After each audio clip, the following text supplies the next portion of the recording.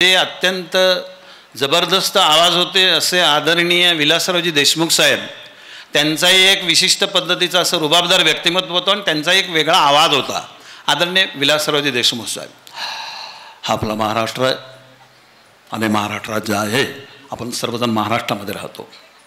या महाराष्ट्रामध्ये जे समस्या आहेत या समस्याचं निराकरण करण्यासाठी आम्ही प्रयत्न करत आहोत. त्याच्यासाठी समित्या नेमत आहोत, गाव पातळीवर असतील किंवा ह्याच्या पातळीवर. त्यामुळे तुम्ही काळजी करण्याची कारणच नाही आहे.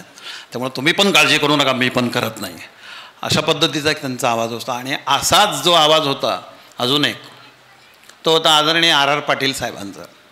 अत्यंत प्रामाणिकपणे प्रतिक्रिया द्यायचे. मी विचार केला सचिन तेंडुलकरचं महाशतक झाल्यावर आर पाटील साहेबांची प्रतिक्रिया काय. आदरणीय आर पाटील साहेब, शतक होतच होतं, प्रत्येक सामन्यामध्ये होत होतं. आता शतकाचं महाशतक झालेलं आहे, चांगलंच झालेलं आहे. कारण सचिन तेंडुलकरनं क्रिकेटचा कायदा पाळून महाशतक केलेला आहे. कायदा सर्वांना सारखाच असतो.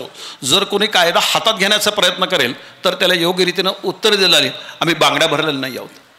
तंटामुक्त गाव असेल किंवा ग्रामस्वच्छता अभियान असेल, अशा चांगल्या योजनांमधून आपल्या महाराष्ट्राला प्रगतीपथावर नेण्याचं काम आम्हाला करायचं. पण कुणाच्या तरी पोटात दुखतं आहे, त्यांनी पोट दुखण्याचं औषध घ्यावं एवढंच सांगतो. धन्यवाद.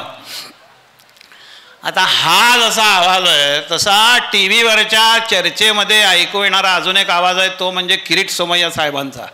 ते कधीही पुराव्याशिवाय बोलतच नाहीत. माझ्याकडे पुरावा आहे.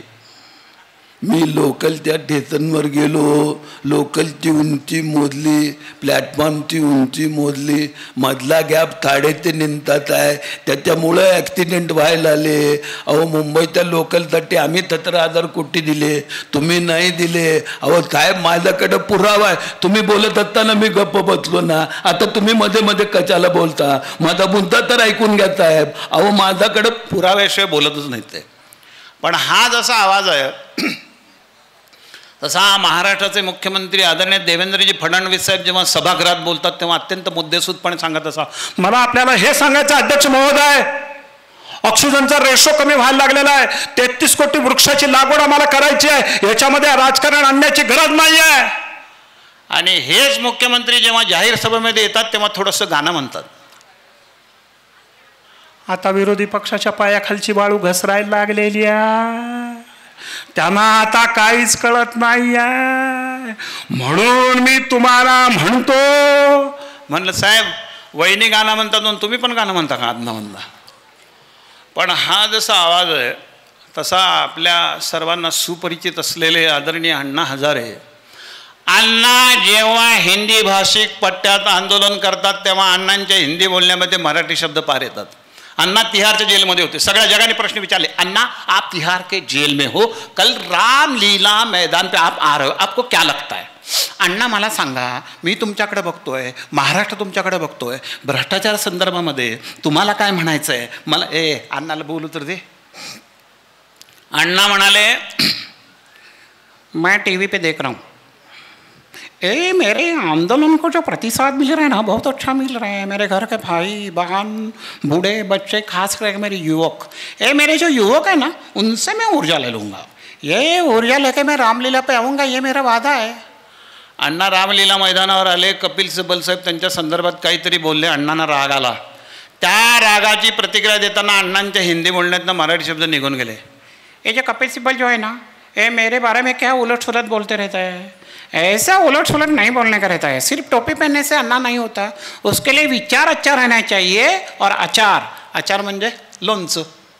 पण अण्णांचं आंदोलनाचं एवढं महत्त्वाचं आहे की त्याच्यामुळं आपण इतर शब्दांना लक्ष देत नाही. हा जसा आवाज आहे तसा आपल्या सर्वांना सुपरिचित असलेले महाराष्ट्राचे थोर नेते आदरणीय शरदचंद्रजी पवारसाहेब यांचा एक भारदस्त आवाज आहे. बारामतीमध्ये नाट्य संमेलन झालं, पवारसाहेब समोर बसले होते. मला सांगितलं पवारसाहेब समोर बसलेत, तुम्ही त्यांचा आवाज सादर करता, कुठला मुद्दा घेता बघा. मी विषय हाच घेतला होता, सचिन तेंडुलकरचं महाशतक झाल्यावर पवारसाहेबांची प्रतिक्रिया काय. आदरणीय शरदचंद्रजी पवारसाहेब, काल टी व्ही बघत असताना सचिन तेंडुलकरच्या शतकाचं महाशतक झालं अशा पद्धतीची एक आनंदाची बातमी आम्ही क्रिकेटच्या संदर्भामध्ये जे काही काम करणारे लोक त्यांच्या कानावर आली अत्यंत आनंददायक अशा पद्धतीची घटना आहे.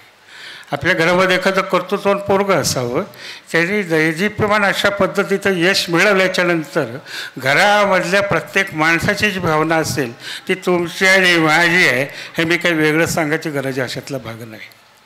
आम्ही आमच्या कार्यकर्त्यांना कायम सांगत असतो, आपल्या पक्षाच्या घड्याळाच्या चिन्हामध्ये 10 वाजून 10 मिनटं जरी झालेली असली तरी लोकांच्या प्रश्नाचे 12 वाजून आहेत याची मात्र काळजी प्रत्येक कार्यकर्त्याने घ्यायला पाहिजे.